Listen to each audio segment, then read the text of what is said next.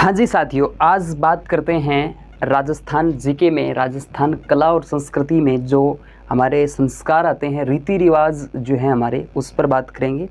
इससे पहले की जो वीडियो थी उसमें मैंने आपको बताया था कि राजस्थान कला और संस्कृति के अंदर जो हमारी पाठ्यक्रम जो रहेगा, जो सिलेबस है वो किस तरीके से रहने वाला है और पशु परिचर एग्ज़ाम के अंदर किस तरीके से उसका योगदान रहेगा। ठीक है, इस पर हमने बात की थी। आज जो है हमारी पहली क्लास जो है दोस्तों, वो हमारी है संस्कार को लेकर। हम जो है थोड़ा सा मैं इंट्रोडक्शन देना चाहूँगा यहाँ पे। हमारे जो संस्कार आते हैं वो पढ़ते हैं हम जन्म से संबंधित संस्कार, जन्म से संबंधित संस्कार। ठीक है, ये हम यहाँ पर इन चीज़ों को कवर अप करेंगे। और जन्म से संबंधित जो रीति रिवाज और जो संस्कार आते हैं, और वो टोटल होते हैं 16। ठीक है, 16 होते हैं। और ये एग्ज़ाम के अंदर पूछ लिया था, किस में पूछा था? पटवार एग्ज़ाम के अंदर, पटवार एग्ज़ाम 2011 का जो एग्ज़ाम था ना, उसमें पूछा था। अच्छा, पूछा कैसे था दोस्तों? वो कुछ इस तरीके से कि हिंदू जो समाज है, हिंदुओं में जो आपके संस्कृति है, जो समाज है, उसके अंदर हमारी संस्कृति में या हिंदुओं की संस्कृति में टोटल जो संस्कार हैं वो कितने संस्कार किए जाते हैं? तो टोटल 16 संस्कार किए जाते हैं। इस तरीके से एग्ज़ाम्स के अंदर ये प्रश्न पूछा गया था। ठीक है, रीति रिवाजों का अपना महत्व है, हमारे इस जो जनमानस है उसके लिए एक महत्वपूर्ण स्थान रखता है जो संस्कार है। और संस्कारों की जब भी हम बात करते हैं तो मैंने पहले भी आपको बताया था, अब थोड़ा सा और बताते हैं। ये जन्म से संबंधित संस्कार है। फिर हम बात करेंगे विवाह से संबंधित संस्कार। किससे संबंधित? विवाह से संबंधित संस्कार और या रीति रिवाज। उसके बाद में मृत्यु से संबंधित जो रीति रिवाज और जो संस्कार हमारे आते हैं। तो 3 तरीक़ों से हम संस्कार और रीति रिवाज को कवर करेंगे। और इसमें हम बात करेंगे आज जो 16 हमारे संस्कार हैं उस पर बारी बारी से मैं संस्कारों को कवर करता जाऊँगा। ठीक है, चलिए पहला यहाँ पर मैं थोड़ा सा इसको साफ़ कर लेता हूँ और उसके बाद में हम जो है चलेंगे हमारे संस्कारों पर। 16 संस्कार है, तो 16 संस्कार सबसे पहले तो आपको याद होने चाहिए दोस्तों। किस तरीके से? जब भी हम कला और संस्कृति पढ़ते हैं तो आपको 16 का 16 संस्कार याद होने चाहिए। जिस तरीके से 12 महीने होते हैं ना, हिंदी माह के अनुसार जो 12 महीने होते हैं वो आपको याद होने चाहिए। जैसे आप ज्योग्राफी पढ़ते हैं तो आपको राजस्थान का मैप भरना आना चाहिए, उसी तरीके से आप इन चीज़ों के, इससे क्या होता है कि आपका बेस जो है ना वो मजबूत होता है। क्या होता है? बेस मजबूत होता है। तो सबसे पहले जैसे आप इनको बस याद रख सकते हैं, जैसे कई बार लिखोगे, कई बार बोलोगे तो याद हो जाएगा। जैसे सबसे पहले जो होता है गर्भाधान, उसके बाद में पुष्यवन या पंचमासी, इसके बाद में सीमंतोने, उसके बाद में जातकर्म या जन्मोत्सव, उसके बाद में नामकरण, निष्क्रमण, अन्न प्रशासन या देशाटन, चूड़ाकर्म, मुंडन, जड़ुला लट्टिया संस्कार, उसके बाद में विद्यारंभ के बाद में निष्क्रमण, उसके बाद में वेदारंभ, उसके बाद में आपके जो है समावर्तन या दीक्षांत, और उसके बाद पाणिग्रह। इसके भी 13वां जो संस्कार है वो आपका समावर्तन या दीक्षांत होता है। उसके बाद में विवाह या पाणिग्रह संस्कार, उसके बाद में आपका अंत्येष्टि जो कि अंतिम संस्कार होता है। इस तरीके से हमने जो 16 संस्कार है वो कंप्लीट कर लिए। ठीक है, अब हमें क्या करना है बारी बारी से, और जो एग्ज़ाम्स के अंदर प्रश्न पूछा जाता है उसको अकॉर्डिंग ही मैं चीज़ों को कवर करने वाला हूँ। तो सबसे पहला यहाँ पर जो संस्कार है वो आपका आ जाता है। कौन सा संस्कार आएगा? सबसे पहले जो है वो आपका आएगा गर्भाधान संस्कार। कौन सा है? गर्भाधान संस्कार। याद रखिएगा, गर्भाधान संस्कार ये आपका प्रथम संस्कार है, याद रखिएगा। इसके अंदर क्या होता है? जब पहली बात तो ये प्रथम संस्कार है। कौन सा है? प्रथम संस्कार है। प्रथम संस्कार है, याद रखिएगा। जब बच्चा गर्भ के अंदर आता है तो उस समय यह संस्कार किया जाता है। जो नवविवाहित, यानी पहले कोई लड़की थी उसकी शादी हुई है, अब वो नवविवाहित यानी एक किसी दूसरे घर की बहू बन चुकी है, यानी बहू बनी है। अब जो है शारीरिक संबंध के बाद में, शारीरिक संबंध की क्रिया के बाद में उसका जो गर्भ है, उसके अंदर जो है शिशु है वो उत्पन्न होने वाला है। तो नवविवाहिता स्त्री के जब गर्भ में पहली बार नवजात शिशु उत्पन्न होता है, बच्चा उत्पन्न होता है, तो उस समय उसके लिए बहुत ही खुशी का ये माहौल होता है, उस परिवार के लिए बहुत ही खुशी होती है। क्योंकि सबसे पहले ये काम हो रहा है। तो ये प्रथम संस्कार है। किसी भी स्त्री के लिए गर्भ जो है, गोद जो है भर रही है, तो बहुत ही खुशी मानी जाती है उस परिवार के लिए, उस स्त्री के लिए। तो प्रथम संस्कार, और इस समय जो आयोजन वगैरह भी किए जाते हैं, ये हमारा प्रथम संस्कार है। तो इसमें कोई ज़्यादा खास विशेषता नहीं है। और आपसे सीधा इतनी कि नाम जरूरी है, कई परीक्षाओं के अंदर ये नाम प्रॉपर पूछा गया है कि प्रथम संस्कार कौन सा है। तो प्रथम संस्कार आपका ये आ जाता है, गर्भाधान। अब बात करते हैं, दूसरा संस्कार होता है पुष्वन। पुष्वन या पंचमासी, पुष्वन या फिर पंचमासी संस्कार। ठीक है, पुष्वन या पंचमासी संस्कार की जब भी हम बात करते हैं, इसका क्या अर्थ है? अब जो बच्चा है वो उस स्त्री के गर्भ में तो आ चुका है, लेकिन अब वो गर्भवती जो स्त्री है वो ये चाहती है वो अपना वंश, एक हमारी साइकोलॉजी होती है ऐसी कि वंशवृद्धि हो। तो वंशवृद्धि के लिए वो पुत्र रूप के लिए, पुत्र प्राप्ति के लिए संस्कार किया जाता है। यानी पुत्र प्राप्ति के लिए, पुत्र प्राप्ति के लिए यह संस्कार जो है वो किया जाता है। पुत्र प्राप्ति के लिए किया जाने वाला संस्कार, किया जाने वाला संस्कार, या गर्भ में पल रहे नवजात शिशु को पुत्र रूप देने के लिए संस्कार किया जाता है। और किया कब जाता है ये संस्कार जो है वो आप अंदाज़ा लगा सकते हैं, तीसरे या फिर चौथे या पाँचवें माह में होता है, या तीसरे या फिर चौथे माह में, या तीसरे चौथे पाँचवें माह में होता है। ठीक है, या चौथे या पाँचवें माह आप कर सकते हो, चौथा या पाँचवां माह जो यहाँ पर किया जाता है, माह में संस्कार। ठीक है, इसके बाद बात करते हैं नंबर 3। नंबर 3 जो संस्कार हमारा आता है उस पर बात करते हैं। तो ये संस्कार आपका है सीमंतोनयन,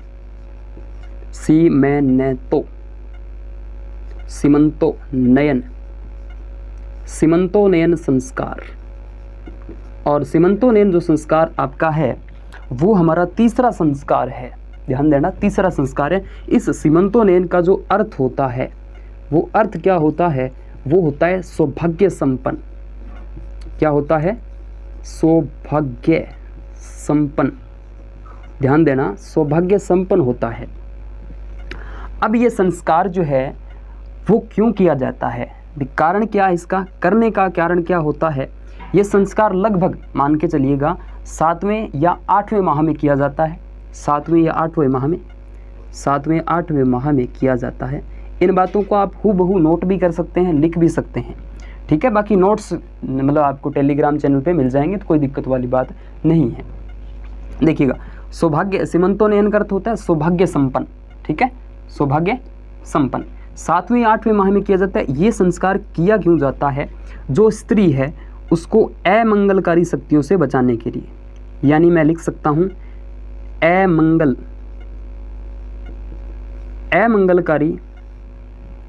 अमंगलकारी शक्तियाँ या बुरी नज़रों से, बुरी नज़र से बचाने के लिए अमंगलकारी शक्तियाँ और बुरी नज़र से बचाने के लिए ये जो संस्कार है वो आपका किया जाता है। भी हो सकता है और जच्चा बच्चा जो है वो सुरक्षित रहे, इसके अंदर ऐसे भी कामना की जाती है। यानी जच्चा और ये 7वें 8वें माह में होता है ना, इस वजह से इसको 8वां पूजन भी कहा जाता है। 8वां पूजन। अब जो है गर्भ के अंदर जो बच्चा है लगभग प्रिपेयर हो चुका है, तैयार हो चुका है, अब उसका होना है जन्म। तो इस टाइम यानी 8वां पूजन होता है, तो इसमें विशेष रूप से जो है उत्सवों का आयोजन होता है। तो विशेष रूप से विशेष उत्सवों का आयोजन होता है, उत्सवों का आयोजन होता है।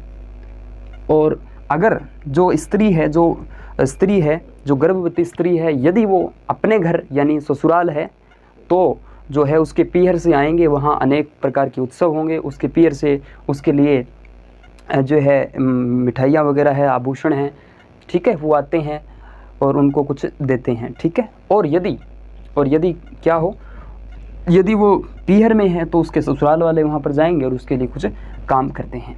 अब जो गर्भाधान संस्कार है ना, इसको मेवाड़ के अंदर, यहाँ लिखता हूँ, मेवाड़ के अंदर, मेवाड़ में इसे कहा जाता है बद्दुरात्रि, बद्दुरात्र, ठीक है, बद्दुरात्र, बद्दुरात्र प्रथा इसको कह सकते हैं। इसे मारवाड़ के अंदर, इस संस्कार को मारवाड़ के अंदर, मारवाड़ में इसे कहा जाता है आगरणी। पूछा नहीं है एग्जाम के अंदर आगरणी, लेकिन पूछा जा सकता है। ये हमने जो पढ़े हैं, हमें ये क्या है, जन्म से संबंधित जो संस्कार थे, और जन्म से संबंधित या जन्म से पहले के संस्कार है, जन्म से पहले के संस्कार, जन्म से पहले के संस्कार। और जन्म से पहले कितने संस्कार होते हैं? टोटल 3 संस्कार होते हैं। ये प्रश्न बड़ा इंपॉर्टेंट है, ठीक है। जन्म से पहले 3 संस्कार होते हैं। ऐसे कितने संस्कार है जिसमें मनुष्य का कोई योगदान नहीं होता है? ऐसे कितने हैं? टोटल 4 संस्कार है। 3 तो ये है जिसमें कोई योगदान नहीं है, और एक अंतिम संस्कार जो कि अंत्येष्टि होता है, उसमें भी कोई योगदान नहीं होता है। तो ये सारी चीज़ें हैं। अब होगा बच्चे का जन्म। क्या होगा? बच्चे का जन्म होता है। मैं एक बार चीज़ों को देख लेता हूँ, है तो सही क्या मैटर। हाँ जी, बिल्कुल ठीक दिख रहा है। ओके ओके, चलिए अब मैं देख लेता हूँ क्लास को, जो है पूरी आप 3 संस्कार देखिएगा, मैंने पढ़ा दिया आपको। अब चौथा संस्कार है, उस पर हम बात करने वाले हैं। चौथे संस्कार के अंदर हम देखेंगे बच्चे का जन्म कैसे होता है, और जन्म के समय क्या क्या चीज़ें हमारे सामने आती है। चलिएगा, और क्लास को सबसे पहले आप लाइक कर देंगे, और वीडियो को जो है आप ज़्यादा से ज़्यादा शेयर कर देंगे, ताकि चीज़ें आपके सामने सभी अच्छे से रही। चलिए अब बात करते हैं जन्म से संबंधित जो हमारे अगले संस्कार हैं उस पर। जन्म के बाद में हम बात करेंगे मृत्यु से संबंधित या विवाह से संबंधित। क्लास जो है हमारी लंबी रहेगी थोड़ा सा। हाँ, अब देखिएगा नंबर 4 पर। नंबर 4 पर आता है जात कर्म। क्या आता है? जात कर्म या जन्मोत्सव, या जन्मोत्सव, और इसे ही बोला जाता है जन्म संस्कार। क्या बोला जाता है? जन्म संस्कार। ओके, रिपोर्ट है क्या? जी बिल्कुल। जात कर्म या जन्म संस्कार, ये जन्म के बाद प्रथम संस्कार, यानी अब बच्चे का जन्म हो रहा है, जन्म के बाद प्रथम संस्कार होता है। क्या होता है भाई? जन्म के बाद में प्रथम संस्कार माना जाता है ये वाला। अब बच्चे का जन्म होता है, जैसे हो गया, होगा कहाँ? आजकल अस्पताल के अंदर होता है। अधिकतर जो डिलीवरी है वो घर पे नहीं होती है, क्योंकि होती नहीं, नए के बराबर है। पहले घर पे होती दाई माँ के जरिए, और आज जो माध्यम है वो डॉक्टर्स है स्पेशल, ठीक है। तो अस्पताल के अंदर, हॉस्पिटल के अंदर आजकल जो है डिलीवरी होती है। और इस टाइम एक, चाहे आप संस्कार मान लीजिए, चाहे कैसे भी मान लीजिए, एक जन्म घुंटी पिलाई जाती है, जन्म घुंटी, ठीक है। और ये बड़ी इम्पोर्टेंट है। जन्म घुंटी दी जाती है उस बच्चे को। ये घर की बड़ी औरत जो है वो दे सकती है, जो घर की बड़ी महिला है, नानी है, दादी है, या फिर उसकी बड़ी माँ जो बनने वाली है वो दे सकती है। जन्म घुंटी इसमें होता कुछ नहीं है, जैसे गुड़ है, अजवाइन है, गुड़ अजवाइन है, ठीक है, सौंठ, आपके सौंठ वगैरह है, घी खांड, ठीक है, और घी, गुड़, शहद जो है ना, वो मतलब मुंह मिट, उसको घुंटी दी जाती है, जन्म घुंटी, जो कि शहद चटाया जाता है। मुख्य रूप से घी और शहद जो है उसको चटाया जाता है। क्या चटाया जाता है? घी और शहद जो है वो चटाया जाता है। ओके, रिपोर्ट है। चलिए, ये जन्म घुंटी अब दे दी उस बच्चे को। अब यदि बच्चा में कौन हो सकता है? भी लड़की भी हो सकती है और लड़का भी हो सकता है। अगर जन्म हुआ है बच्चे का, यानी लड़का हुआ है, लड़का हुआ तो क्या होगा? लड़का हुआ तो क्या होगा भाई? लड़का हुआ तो थाली बजाई जाएगी। थाली बजाई जाती है। थाली जो है ना वो बजाई जाती है कांसे की थाली बजती है छत पे जाके, या फिर घर से बाहर जाके जो बड़ी महिला है, दादी नानी जो भी हो सकती है, और ननिहाल पक्ष में उसके नानी है, वो बजाती है। और यदि लड़की हुई है तो भाई लड़की हुई है तो क्या बजाएगा? सूपला, सूप या फिर छाछला। सूप पीने का नहीं, वो वाला नहीं है, सूप या छाछला, छाला जिसे बोलते हैं, छाछला क्या बजाया जाएगा? छाछला, छाला जिसको बोलते हैं ना, छाछला, छाछला, ठीक है, छाला या छाछला जो बजाया जाता है। एक बात और यहाँ पर ध्यान देना, लड़के का जन्म हो रहा है तो यहाँ पर क्या होगा, यहीं लिख देता हूँ। अगर लड़के का जन्म हो रहा है तो जो महिला है यानी जो गर्भवती जो स्त्री थी, उसके पीहर से, अगर वो ससुराल गई है ना, तो उसके पीहर से ओढ़ने का एक वस्त्र आता है जिसका नाम क्या है? पोमचा। यदि लड़का हुआ है, क्यों? क्योंकि वंशवृद्धि का प्रतीक माना जाता है, तो उसके लिए पोमचा आता है उसके पीहर से। पोमचा जो कि अपने आप में महिलाओं की ओढ़नी विशेष है, जयपुर जिले का प्रसिद्ध है, पीला पोमचा मुख्य रूप से, और पोमचा आता है वो भी पीला पोमचा, पीला रंग का पोमचा आता है, ये भी ध्यान देना है। और एक चीज़ और, जन्म से संबंधित जो संस्कार होते हैं उसके अंदर जो है वो आपके जच्चा और बच्चा को मतलब एकदम स्वस्थ रखने के लिए जो गीत गाए जाते हैं, वो गाए जाते हैं जच्चा होलार गीत, जच्चा होलार गीत। ये एग्ज़ाम के अंदर पूछा गया था। जच्चा होलार गीत कब गाया जाता है या किससे संबंधित है? तो जन्म से संबंधित रखता है, यानी जन्म के समय गाया जाता है। तो ये प्रश्न भी पूछ लिया कि प्रथम संस्कार कौन सा है, जातक्रम या जन्म या जातक्रम के बारे में। और थाली वगैरह ये तो नॉर्मल सी बात है। ये पीला पोमचा वाला इंपॉर्टेंट है, ये भी पूछ लिया था। और जच्चा होलार गीत जो कब गाया जाता है? जन्म के समय गाया जाता है। ओके।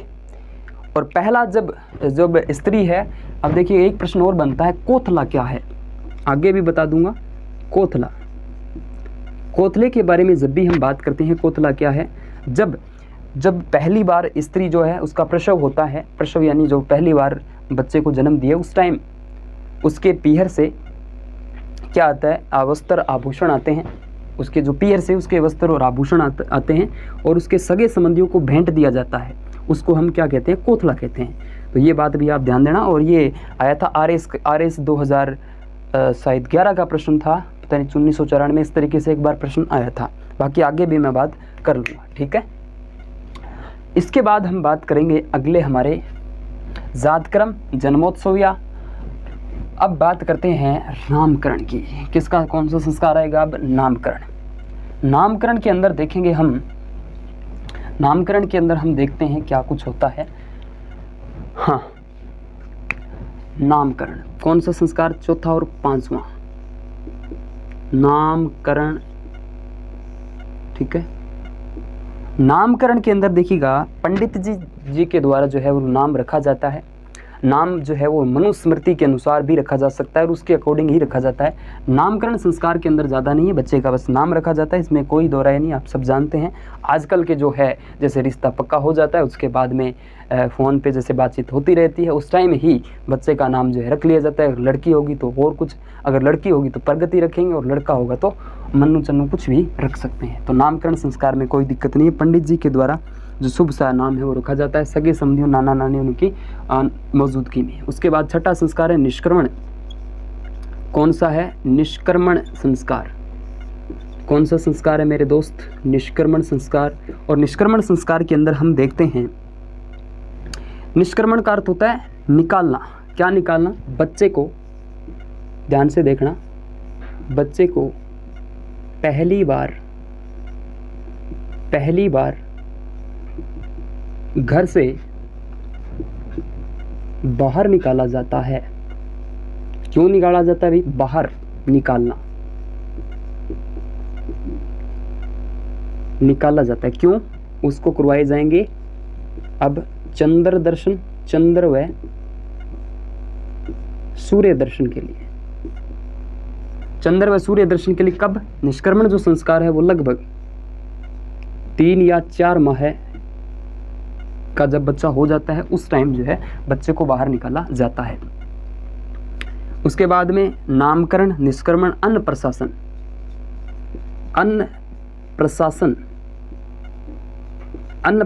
या देशाटन। अन्न प्रशासन या देशाटन में क्या होता है कि बच्चे को पहली बार अन्न जो है वो खिलाया जाएगा। सिंपल सी बात है, पहली बार अन्न जो है वो खिलाया जाता है।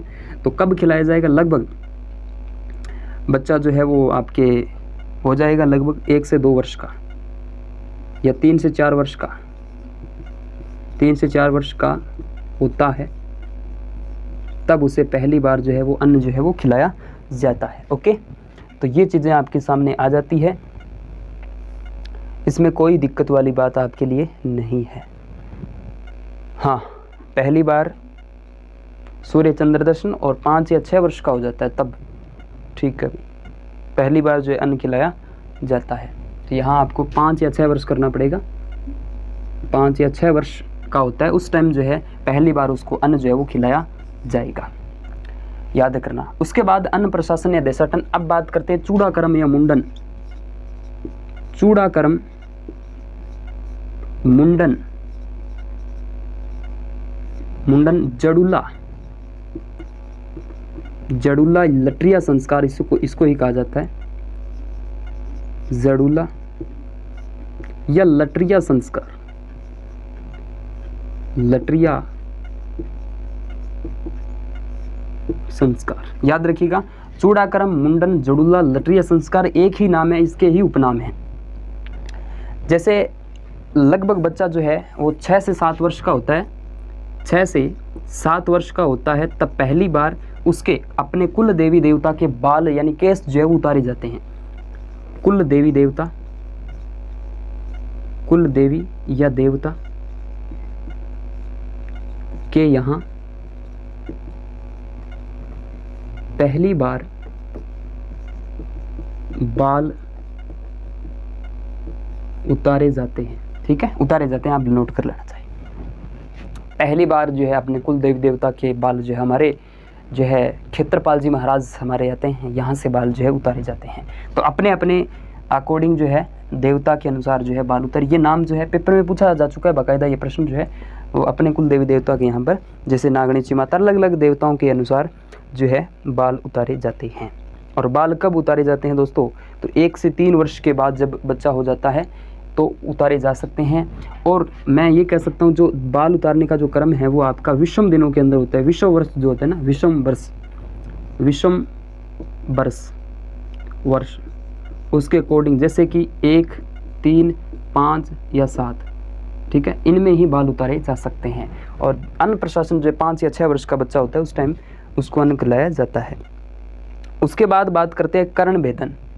यहाँ लिख देते हैं कर्ण भेदन,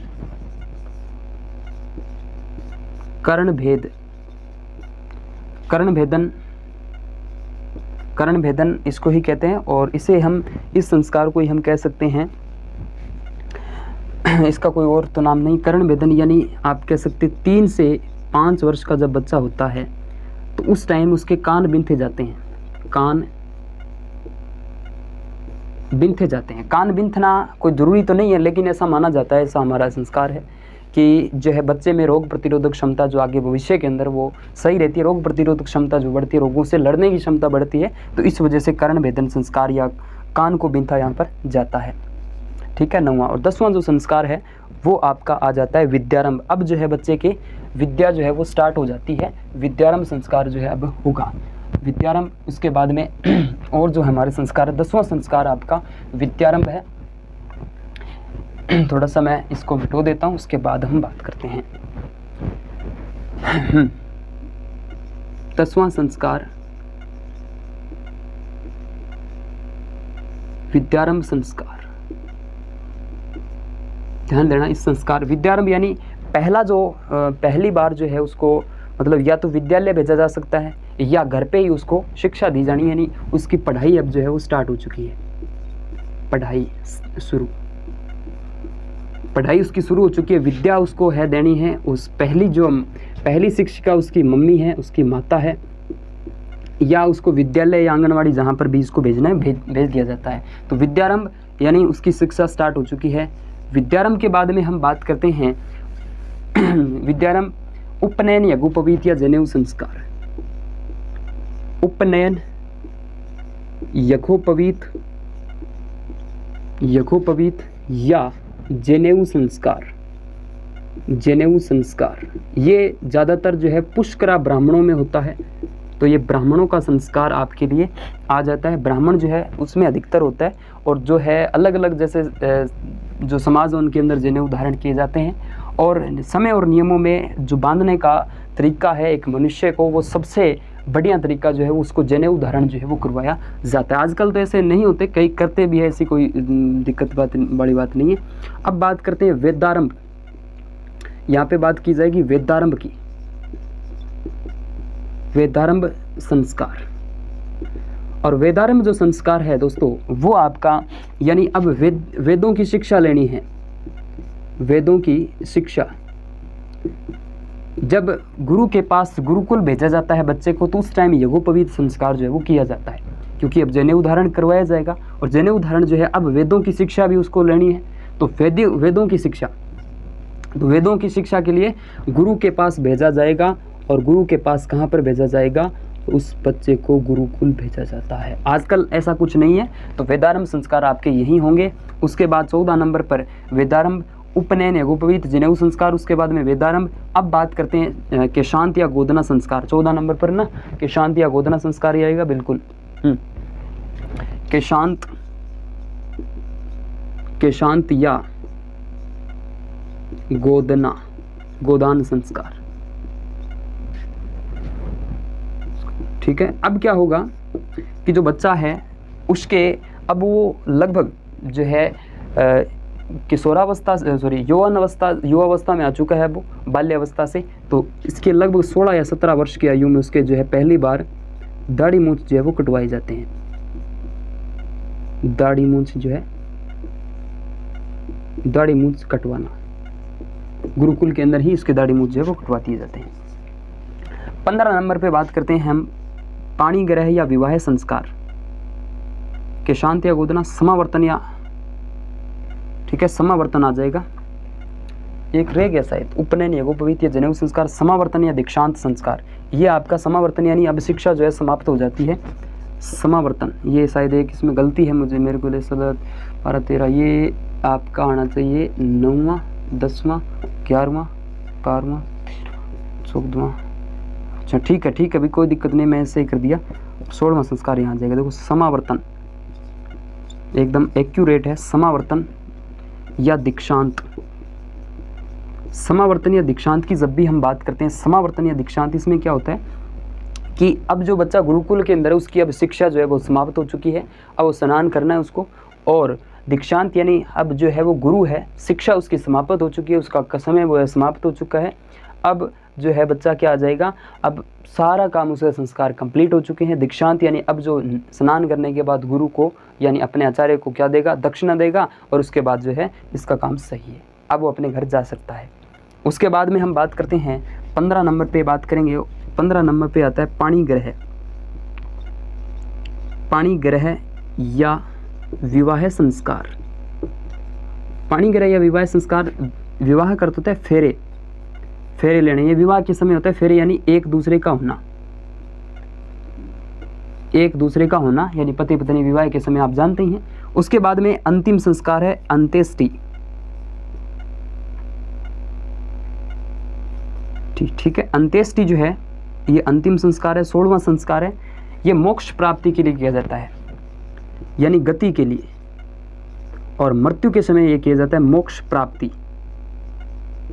प्राप्ति के लिए संस्कार जो है वो किया जाता है। 16वां संस्कार याद रखिएगा, इंपॉर्टेंट है, कई बार ये पेपर में पूछा जा चुका है। अंतिम 16वां संस्कार मोक्ष प्राप्ति के लिए यानी गति के लिए, गति से हो जाती है। नारायण बलि संस्कार इसी के साथ संबंध रखता है। 16वां संस्कार जो है इंपॉर्टेंट है, मृत्यु के समय किया जाता है। ये हमारी क्लास संस्कार की